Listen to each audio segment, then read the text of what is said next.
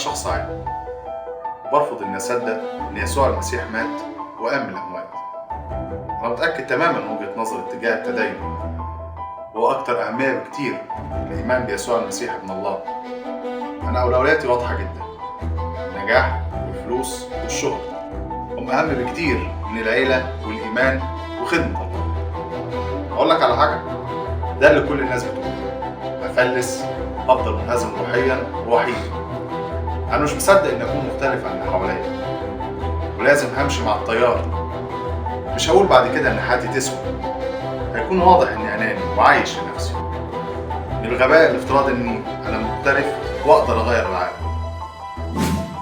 إلا لو فعلا بقيت غريب وبصيت للعالم بشكل مختلف. أنا مختلف وأقدر أغير العالم. من الغباء الافتراض إن أنا أناني وعايش لنفسي، هيكون واضح إن حياتي تسوى. مش هقول بعد كده همشي مع التيار ولازم أكون مختلف عن اللي حواليا. أنا مش مصدق بإني هفلس وهفضل منهزم روحيا ووحيد. ده اللي كل الناس بتقوله.